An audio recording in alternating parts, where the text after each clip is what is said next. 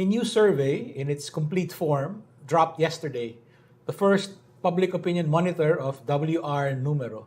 This is the same survey that found that almost 70% of adult Filipinos support the Marcos Jr. administration, that almost 36% would vote for Vice President Sara Duterte for president in 2028, and that almost 60% would vote for Representative Erwin Tulfo for senator next year.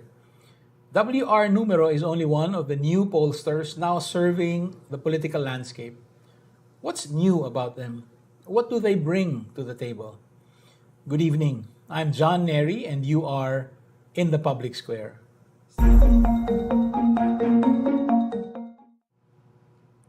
The other new survey organizations include Okta Research and Oculum Research and Analytics, both of which we hope to host in the future. Tonight, we are joined by political scientist Cleve Arguelles, the president and CEO of WR Numero. Good evening, Cleve, and thank you for joining us yet again in the public square. Good evening, John. Thank you for having me again here. I have some questions first about the survey design. So I went through the complete monitor, and very interesting insights can be found there. But first, your first opinion monitor was conducted from November 24 to December 24. That's an entire month. Yes. That's twice as long as the usual survey periods. We usually think of surveys as snapshots. Mm-hmm. Is this a snapshot or more like a time lapse? We would like to think that it's still a snapshot. Mm-hmm. As you've said, and we're very proud and excited that we've finally publicly released the opinion monitor. This is our inaugural effort. That means that also because survey is a really complex and kind of like tiring process.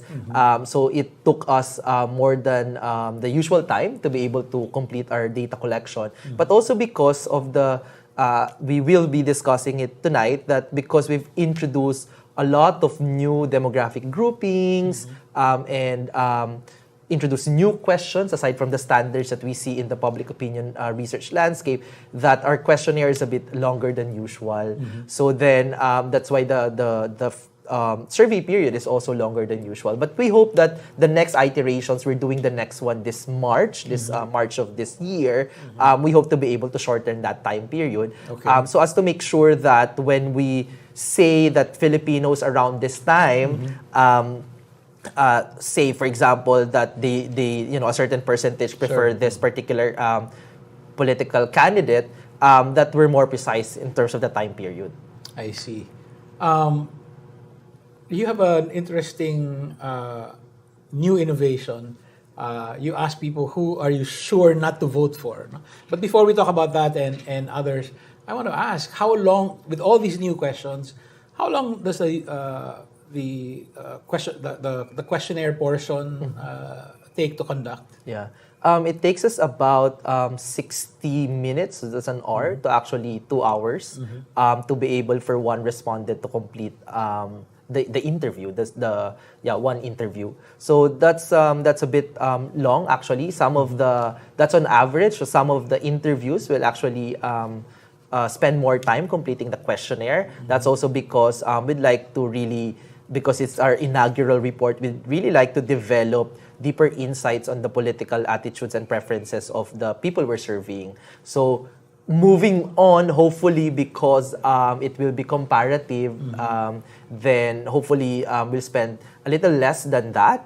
But also it's a good amount of time to spend, because I think what also we're dealing with right now is that, of course, we want to gain the trust of people who we do surveys with, right? So we have to be able to establish that rapport and establish that relationship with them on the ground, so that they also provide their answers as truthful as they could. And where are these conducted? Of course, the circumstances will vary, right? But can you give us an idea? And then do you talk to the barangay captain to look up these identified respondents and so on? How does it work? Right. So the Philippine Public Opinion Monitor is a nationwide survey. That means that based on our sampling design, we have randomly selected a set of number of barangays to be able to do the interviews. And these barangays represent different geographies, right? Representative of the entire national population. Okay. So when we get to the barangay, it depends whether that's a rural or an urban barangay. So we have different sampling design for rural barangays and urban barangays. But for both types of barangays, what we do is that we practice interval sampling, systematic sampling rather, that uses intervals. So for example, for the urban barangay, for every 6 households, based on our randomly designated starting point, which is a random street corner in that barangay, we interview every 6th household. So we start counting from the random street corner, the 6th household, we first approach that, and if there is an eligible respondent based on the sampling design that we're looking for. So it depends. Sometimes it should be a male respondent. Sometimes it's a female respondent to make sure that our sample is balanced. So if there's an eligible respondent, then you conduct the interview, and if they consent, then you do it. You conduct this yourselves, WR Numero. Yes. You don't outsource it to another. Yes, so we're also very proud that our field researchers are all recruited, trained, and supervised by WR Numero. So we work in close coordination with these field researchers. And then, so how does it work? Someone accompany them going there, or do you distribute leaflets first and say, next week how does that work? Right. No, we actually do not announce. We do not inform the barangays in advance, like the residents, the households that will be doing the surveys. Of course, you just show up. We just show up. And I think so far in our experience, and from what I also know about the experience of other pollsters, because we report response rates, for example, it's actually not very hard to convince people to respond to a survey, because I think there's also an idea that they do want their voices to be heard, right? Okay. And their perspectives to be included. So it's not much of an issue compared to for example, other countries dealing with a very high refusal rate, meaning that people do not want to participate in the survey, right? So we have actually a good response rate for this survey. So it's actually not a challenge for people to when we show up at their doorstep and ask them if they could participate. The likelihood is that they will say yes. Did it ever happen that someone would say, "Oh, hindi kayo SWS or Pulse Asia?" Those two, which have more than a decade or 2 decades of experience. Has it ever happened that someone would mistake you for another pollster, or would say, "Oh, hindi ba kayo ito sila?" Or right. I can imagine that, of course, diba, mga household established na polling organizations would have that advantage. So what we do naman is that all our interviewers on the field will have this opening script, explain, introducing. We are WR Numero, we are independent, non-partisan. This is what we do. We measure public opinion, and we want to share the results to the public afterwards. So there's an introduction component. One of the challenges that actually we face in the field is when barangay authorities or local government officials will try to deny us access to their areas, right? So we of course we have a protocol. We say that this is a legal activity. This is an exercise that cannot be prohibited from being conducted, right? But some barangays will have to be replaced because the LGUs would deny us access. They want the questionnaire to be approved. But as a scientific exercise, that will compromise the scientific integrity of the entire survey. So we refuse that, and we replace the barangay still according to the randomly selected list of barangay according to the sampling design. So it's more of, I think, if I get your question correctly, the challenge actually has something to do more with local authorities rather than survey respondents themselves. They're pretty open. One of the things that I found really interesting, you ask the survey respondents to self-identify as far as political leanings are concerned. I mean, that's quite common in other countries, but this is the first time it's being done in the Philippines. No? Can you tell us what were the initial feedback? What was the initial feedback about that? I mean, so ano po kayo? Ganun ba? Tanong nyo? Pro-administration? Pro-opposition? Yung ganong klase? Okay. Or do you talk of specific political parties? So, so we're bringing it home in the Philippines, this particular practice of asking about self-identification in terms of the partisanship. So many in WR Numero are actually, as you know, trained in political science, in the social sciences. As you've mentioned, John, in other places, it's quite common. It's a standard practice to ask about partisanship. So we also want to introduce that here because we think it's very important to, in terms of tracking attitudes and preferences. The way that we ask respondents about their self-identified partisanship is that we start with a very quick disclaimer, just a one-sentence disclaimer, that in this country, some of us identify as opposition, as administration supporters, as opposition, or independent. How do you describe yourself?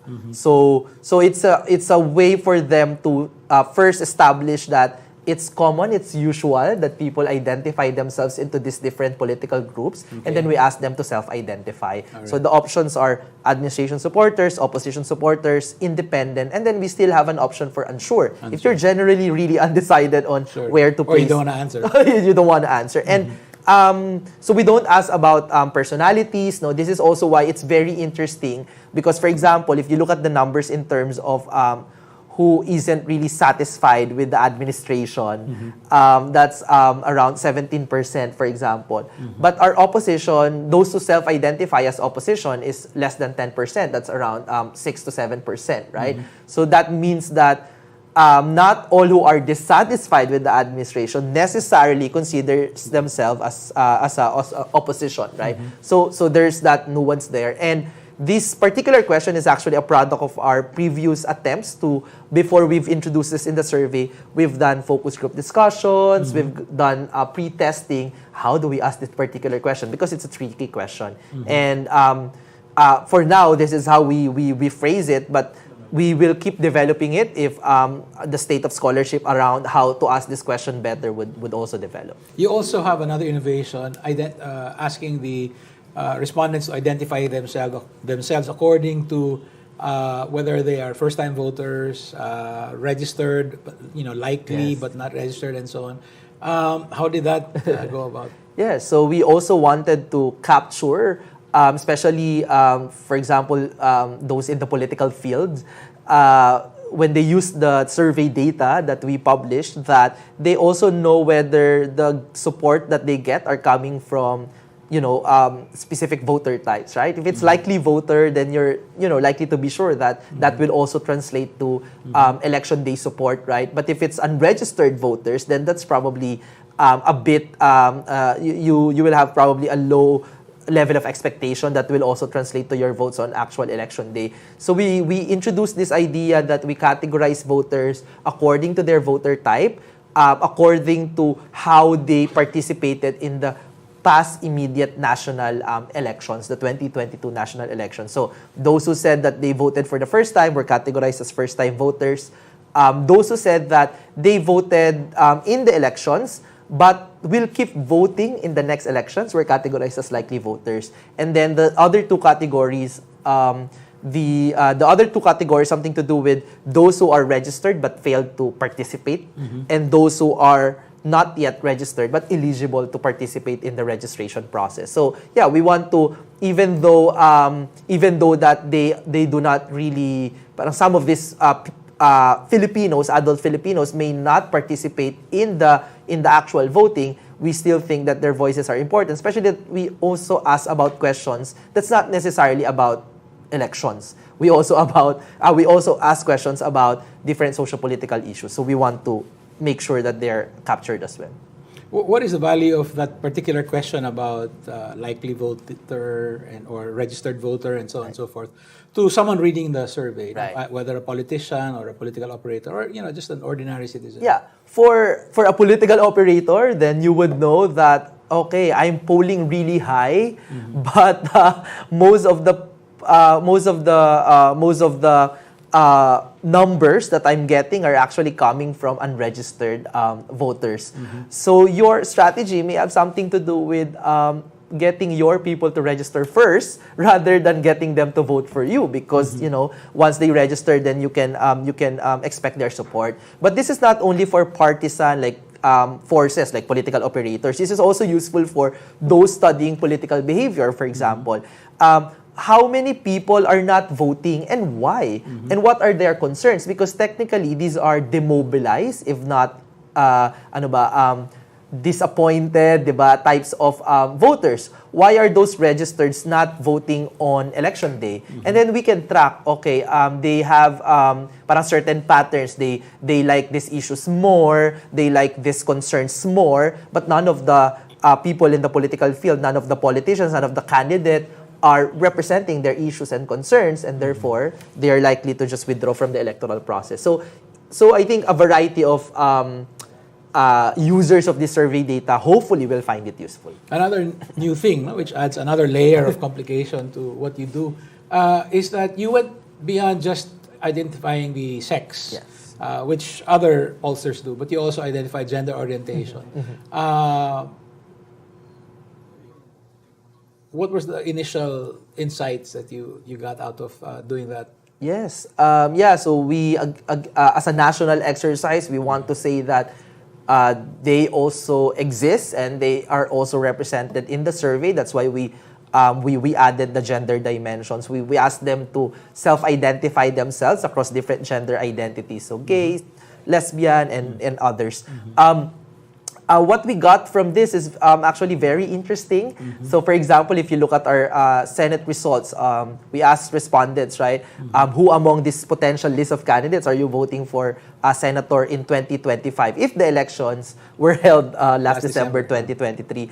And if you look at the LGBT there's one that it's very interesting, right? Former Vice President Leni Robredo is their top choice, right? Majority, 52%. Yes, it's more than the majority.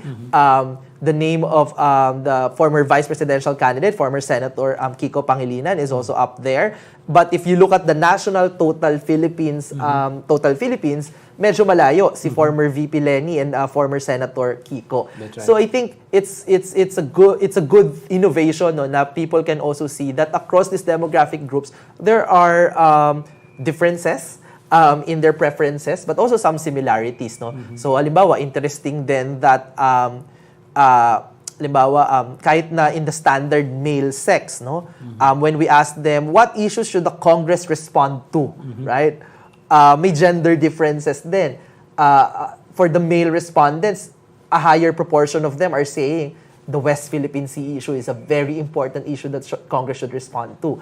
But for female identifying respondents, they're saying it's the prices of basic commodities that people that Congress should really respond to. So may gender dimensions that oftentimes when we just report the national level, nami-miss. Kasi this kahit pa sabihin natin 10%, but what's 10% of the entire population? That's actually a really big number. Yeah, so in fact, I wanted to ask about that. No? So you have self-identified partisanship, for instance. You have gender orientation and so on. So is there anything in the complete report that will allow me to compute the proportion of that particular subgroup relative to the rest of the population? Yes, we've if you will look at our report, and hopefully people will really spend time, we've added a section there precisely reflecting the proportion of these different groups. Okay. So, for example, as I've said, the opposition identifying those who identify as opposition supporters, that's like 6 to 7%, right? So there's numbers there to show. So, for example, those who identify as belonging to the LGBT community, that's a bit really low.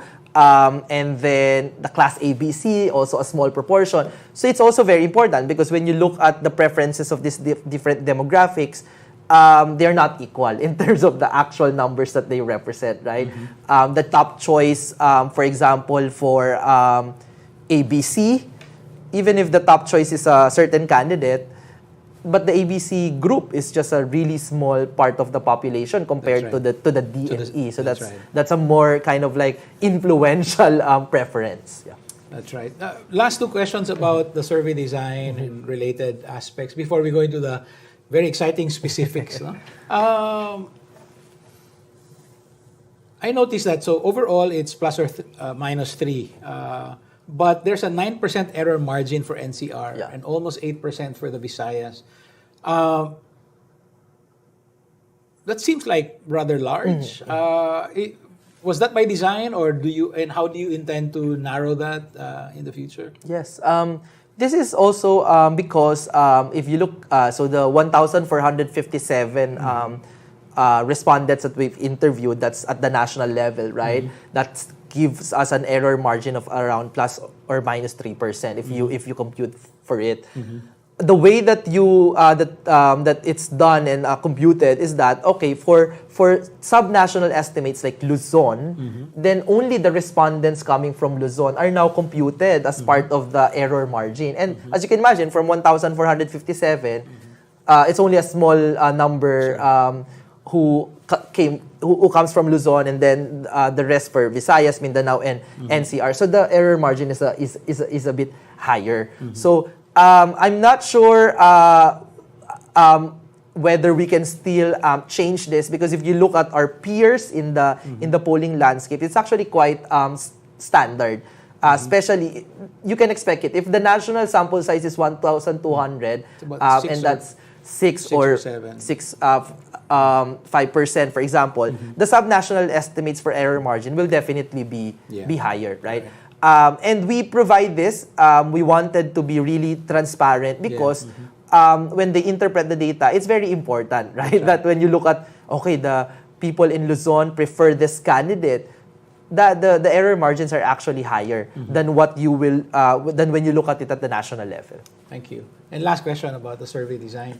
You in the statement that you issued, you described it as it's not singularly commissioned. So not one person or organization commissioned. But is there a possibility for others to help fund it, or is it purely funded by WR Numero? Yes. So the Philippine Public Opinion Monitor, our national survey, is actually open for commissioned rider questions, Riders, right? For sponsors of commissioned rider questions. So this particular one that we did in December 2023, as we have stated as our public disclaimer, no singular entity, partisan or otherwise, commissioned the entire survey. But that means that part of the survey was commissioned, right? As you know, a national survey is a very costly exercise. Very. And we've also published in the report how many field researchers we've worked with to be able to complete this national survey. So it's really this idea that we pool the different financing to ensure that we can finance the logistics of the survey without compromising the scientific independence and integrity of the survey. How? Because they don't have a say in how the other questions the WR Numero questions are designed and how we collect the data, how the sampling is done. They just merely say that these are the questions I want you to ask as part of my commissioned rider questions. And for this particular survey, we're actually happy that aside from your usual partisan organizations, meaning politicians, those in the government, we've also been funded by universities that are really interested to know the state of socio-political attitudes of Filipinos. So we hope that that kind of like model will continue. So different sources. Because it will also help us make sure that really the entire survey is independent, right? If there's no one big commissioner of the entire survey. Well, one last question, pahabol. Is it possible for someone to join the fieldwork as an observer, or does that change the reality of what's being observed? Yeah, unfortunately, I think that would invite bias or errors, no? what we call non-sampling errors, because the presence of a person, right, could influence how respondents would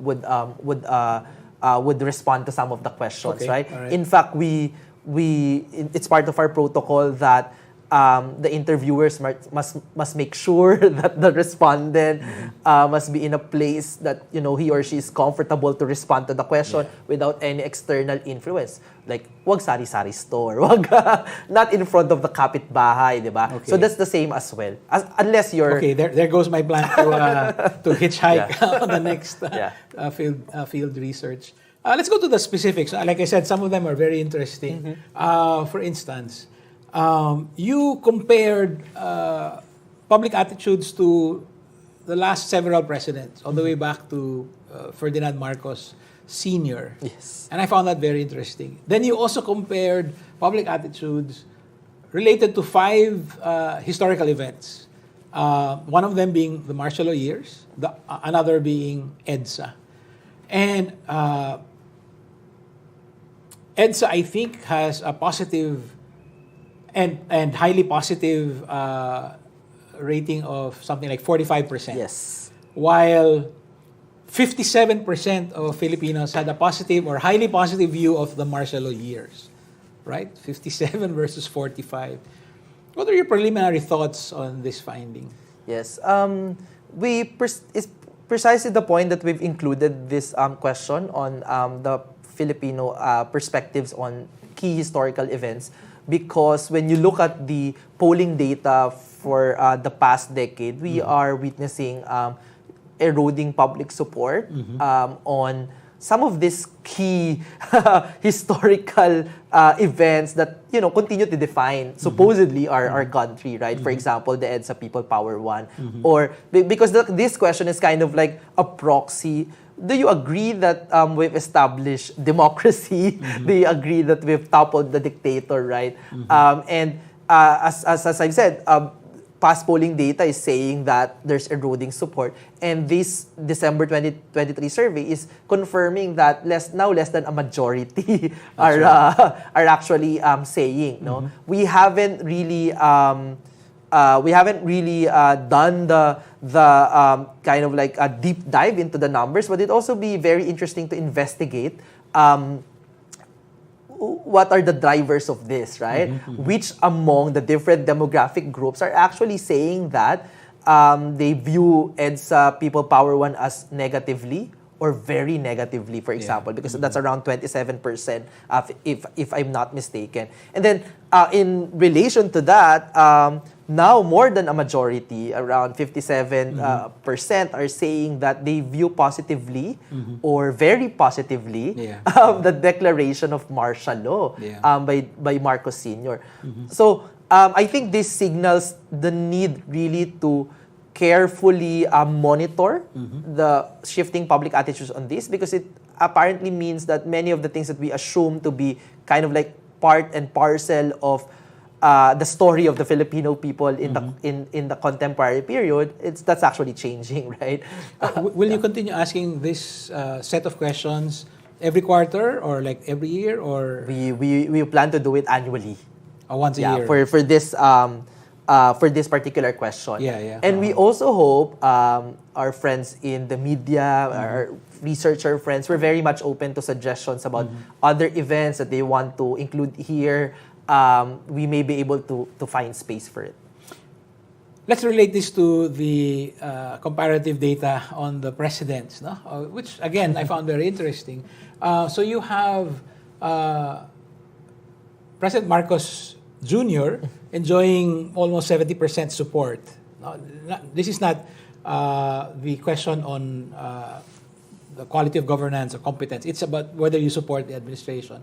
And I think that's about the same level as his father also in the 70s, no? Of positive or very positive views of the Marcos administration. Other presidents we've had, either majority or high plurality, big pluralities like Ramos, Noynoy Aquino, and so on. But Duterte also is in the 70s or 80s, if I'm not mistaken. 89%. 89%, positive plus very positive. Very positive, right? I want to ask, is it premature to say that these numbers really tell us that there has been a turn in public opinion away from the EDSA-driven narrative and more towards the redemption of the Marcoses.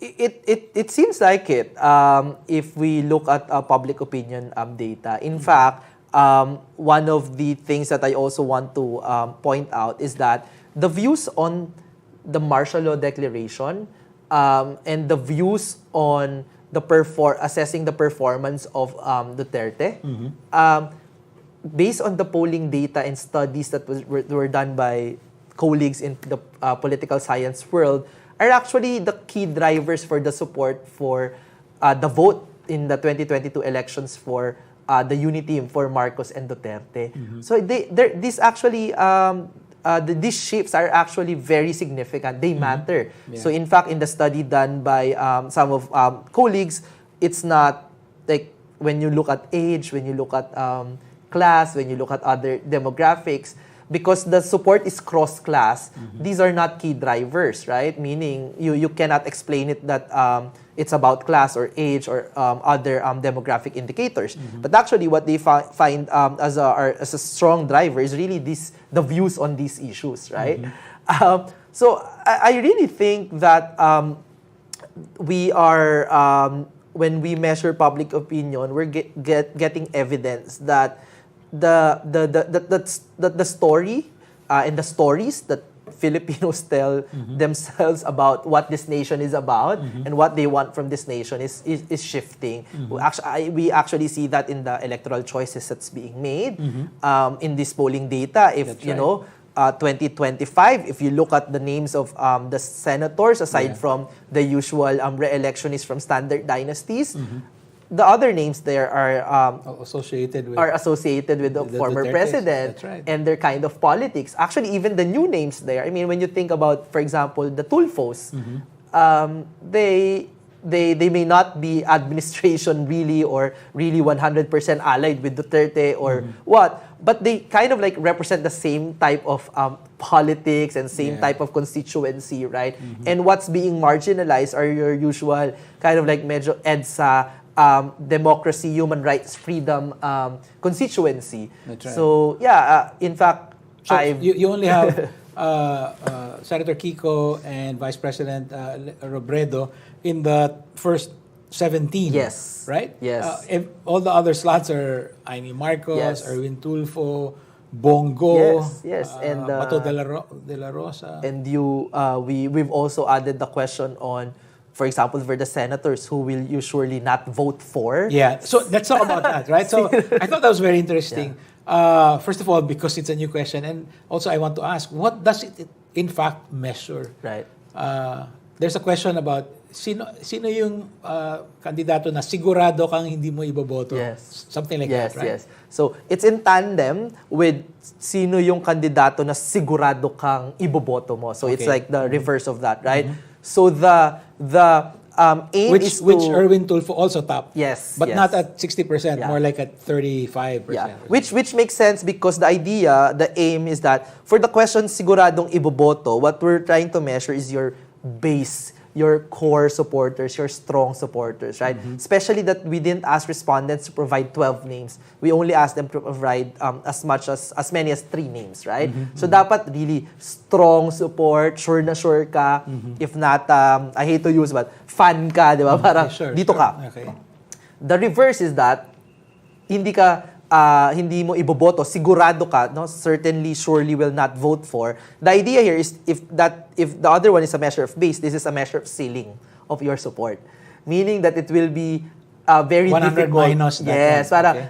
if you have 30% of people saying that they will surely not vote for you, you know that your support even if you campaigned hard, even if there are no big changes, your maximum number is at 70%, right? So the top 3 are former Senator Laila, Yes. former Senator Trillanes, Trillanes. and former Vice President Robredo, Yes. right? Although much lower at like 9%. Yes, yes. 20-something plus, for 24. Senator Laila. Yes, yes. So the idea is that for this personalities, who come from the opposition, for example, it looks like the administration voters, the administration constituency, they're top of mind when you ask them, who will you surely not vote for, right? Therefore, they have this ceiling in terms of the numbers that they can get. And related to your previous question, is that a measure of hate, or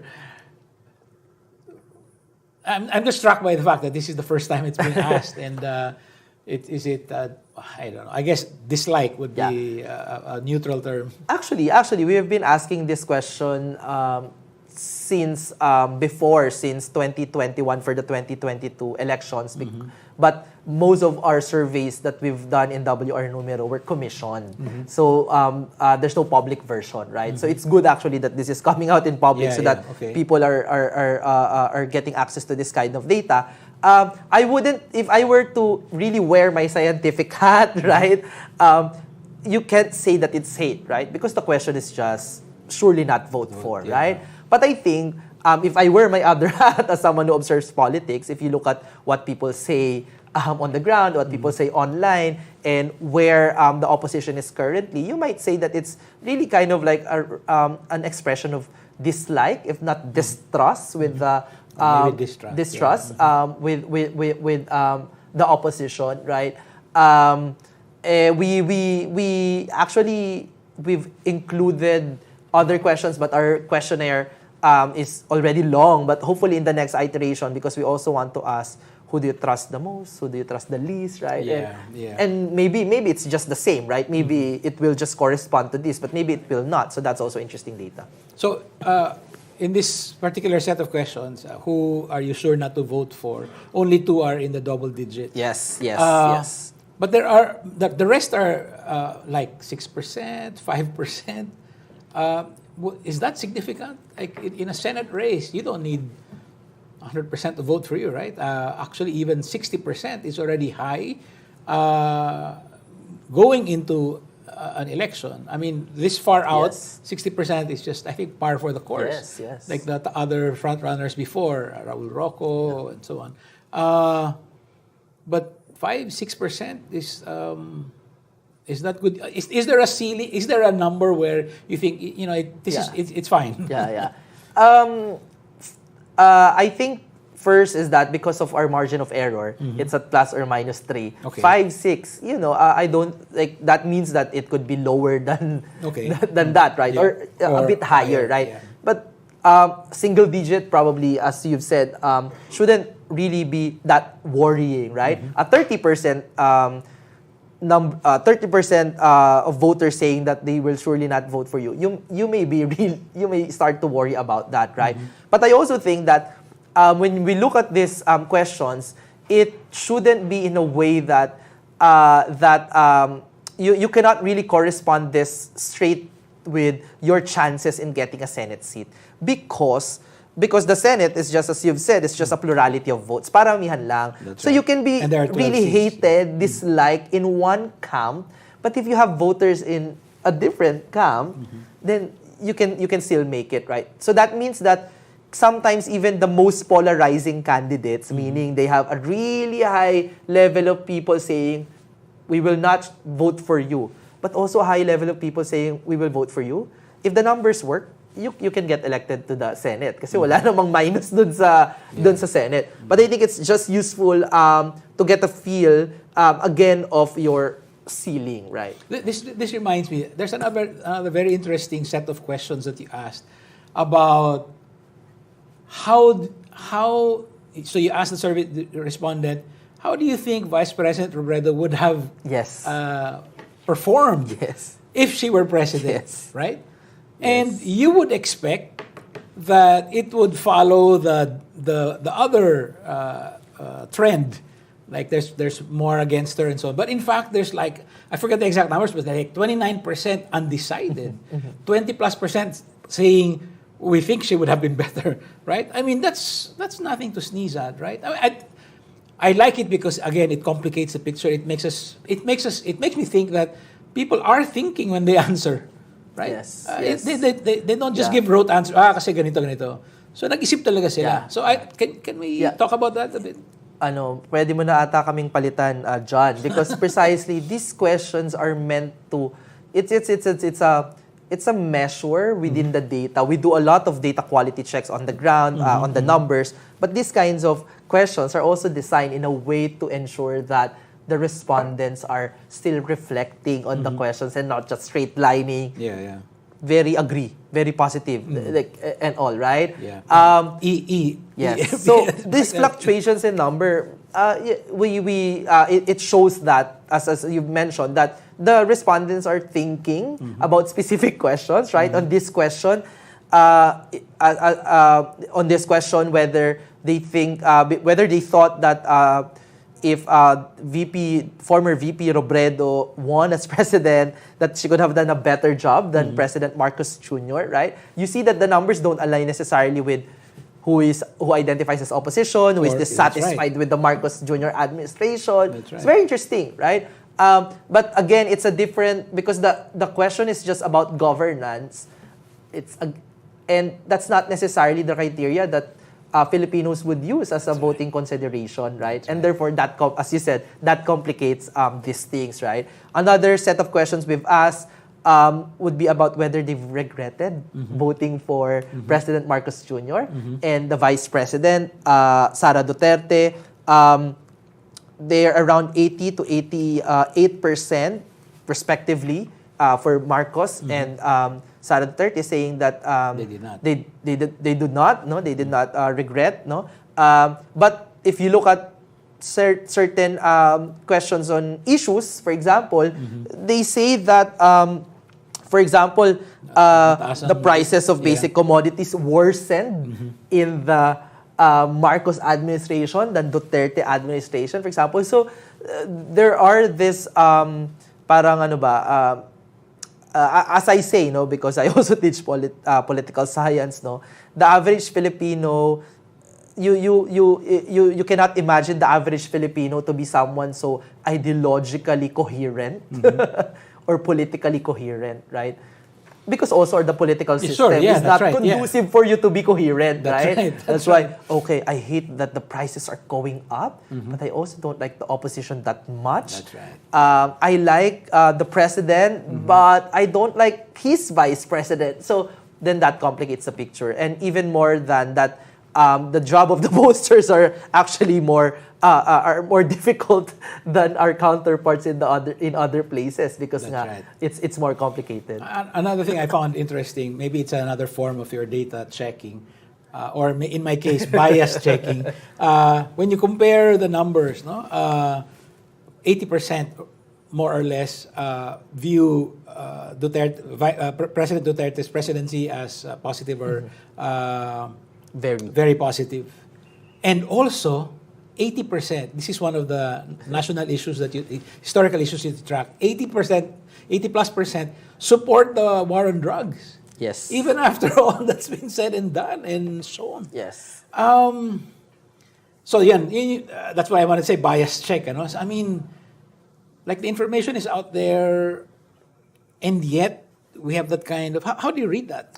Yeah, I talked about earlier the study on what are the key drivers for the support for Marcos and Duterte in 2022. That's also one of the key drivers. The stronger you approve of the war on drugs, the stronger your support for the unit team. I think that really caught attention among the public, and by now, even after the end of the Duterte administration, actually caught their imagination, right? That they really support that, but and that's part of the shifting landscape, right? Because I think, and I've wrote about this before, that the war on drugs really, the idea that some lives are worth more than the lives of others, that freedom and security should be paid for by the lives of others. That's really going against all of what we supposedly learned after the martial law period, Marcos period. So I think it tracks with this kind of like shifts in public opinion, right? To be able to save the nation, to be able to keep our freedom and our democracy, whatever its state right now. There are some lives that needs to be sacrificed, excluded, because that's a price that we pay for it, right? So it tracks well that the policies are aligned with the narratives and stories that people prefer and the electoral choices that they're making. This is why maybe this is not just elections, not just politics, but kind of like a wholesale change in the social contract. Maybe EDSA is not the social contract anymore for most Filipinos. But it's not just EDSA. I think this also runs counter to Rizal's idea of a moral community, right? I mean, where we earn our freedom. We're running long, so maybe one last question. This was conducted between November 24 and December 24. There had been sniping already between the two main factions of the Unity Team, but this was well before the swords were drawn a few days ago, right?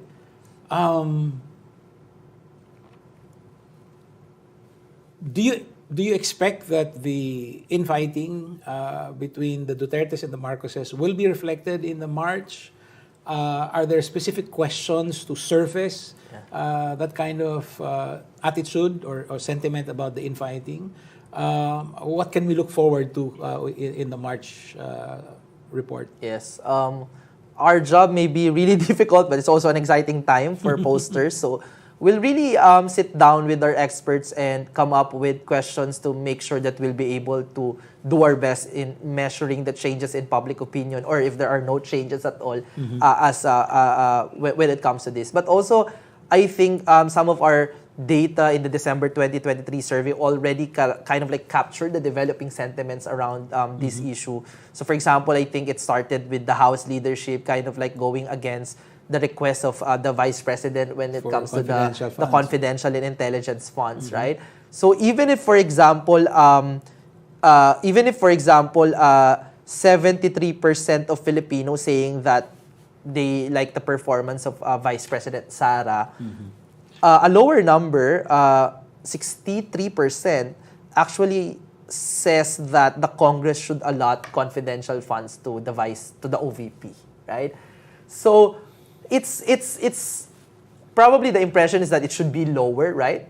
But a difference between 10%. Again, this represents a big number. It's in the million. 62% is yes, it's still high, right? Wow. And then if you look at the question on among the potential candidates in 2028 as president, 36% si VP Sara.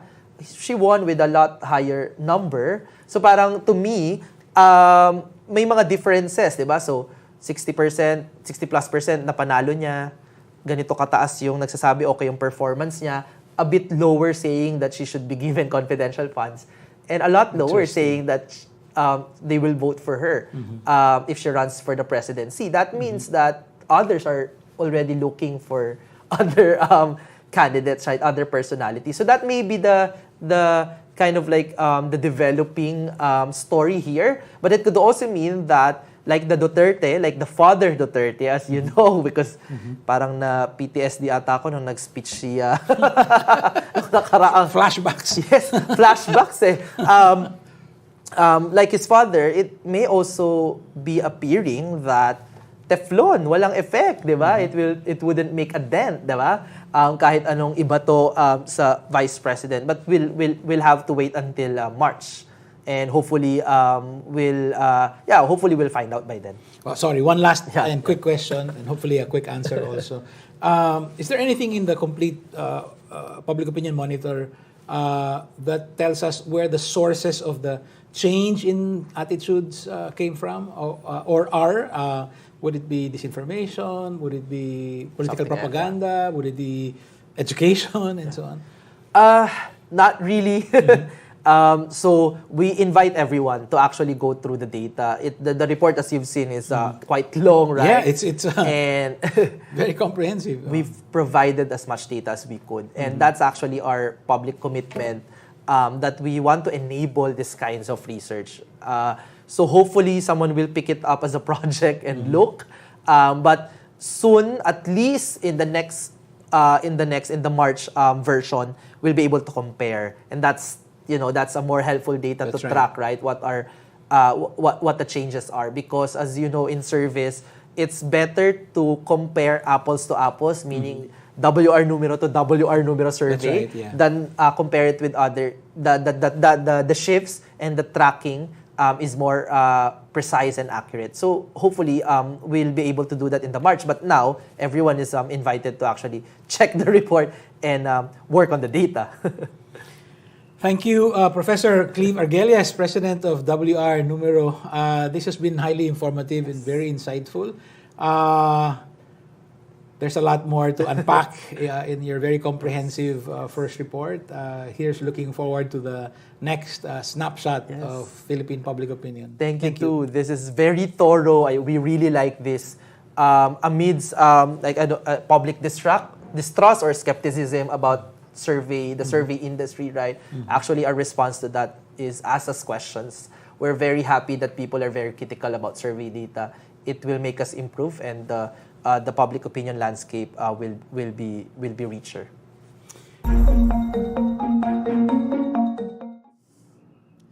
That's it for us tonight. The next step for engaged citizens, as always, is to take a more active part in rebuilding our democracy. See you in the public square. This is John Nery. Thank you and good night.